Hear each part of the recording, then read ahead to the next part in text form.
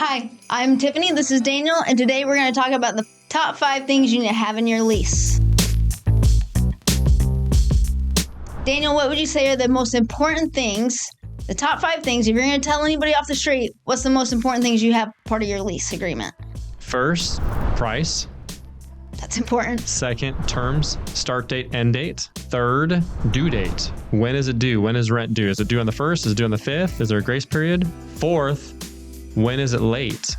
And along with that, are there late fees that are applicable? Do you charge a late fee? Fifth, what else is included with the lease regarding personal property or utilities, etc.? Is there a fridge? Is there a washer dryer? Is there a dishwasher? Is there over the range microwave? Is there a range included? Some of these things need to be included in your lease to be spelled out. So one of the things that you said in there that I think is so critical and important, and what trains the resident, what tells them everything, is when is it late? Because this is what tells residents, where's that line? Where's that line being drawn? Like it's like a line in the sand where you can't cross that line or you're going to be in trouble. And so on a lease, that late date is that line in the sand. We're saying you have till this date or you incur late fees. And it trains the resident that if I cross this line, then I'm going to have late fees. And I remember when we first got into the business, we made some of those mistakes, when we were just dealing with our own properties. And we hadn't started going to conferences. We were very new in the business.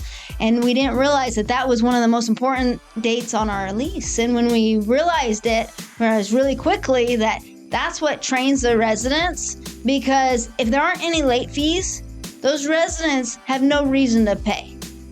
That's bottom line. If you don't have that line in the sand that gives a line of definite, hey, you don't cross this or else you incur this, it tells them what date is their last date. And at Rosenbaum, we actually have no grace period, because we've learned that without a grace period, it actually helps people pay faster and on time. We've incentivized our residents to pay on the 1st or before the 1st so that they avoid paying the late fees.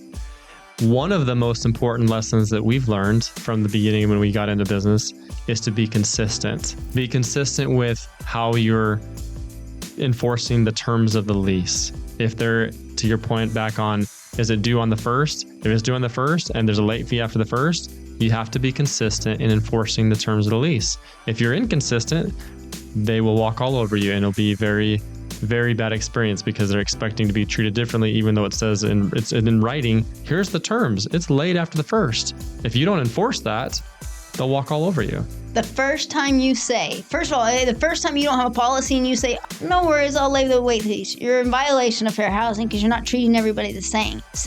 Second, you're telling them that every single month they can do that. And it's important to be consistent, like you said, because this is a business. Who goes to their mortgage broker and says, hey, I'm going to be late this month. Can you waive those fees, or please don't dock me or hurt my credit because I'm going to be late? No, you don't do that. But some reason in rent, a lot of times people think they can be late. And that's why that date is so important on that lease. Also, one of the things that you mentioned was naming the appliances. That is critical, because if you don't name that appliance on that lease, that it stays with the home and someone takes off with it, you have nothing to go back on. And when you end up in court, that judge is going to ask, was it included in the lease? And if you say, no, then you can't go after it. You need to make sure you document everything on that lease. So if you did have to go to court, you can prove that it was part of the property, that a fridge or that stove was supposed to be there. So that's important, making sure that you document everything on lease. Now, start and end date is very important as well, because start and end date tells you when the lease starts and when it ends. Now, when I say it ends, if someone doesn't give a 30-day notice, it automatically continues month to month. Let's make sure that's clear. It doesn't mean it ends and that person has to move out. It just means the end date of that lease, and then it automatically goes month to month. The most important thing is that you have these 5 things in your lease. That you have, when does it start? When does it end? When is rent due and when is it late? This tells the resident everything. And also, what's included.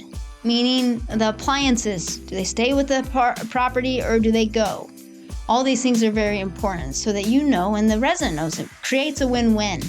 If you don't document all these things, someone is going to not know and something's going to happen. So make sure you document, make sure you have these 5 things part of your lease, and this will add to your success in owning rental properties.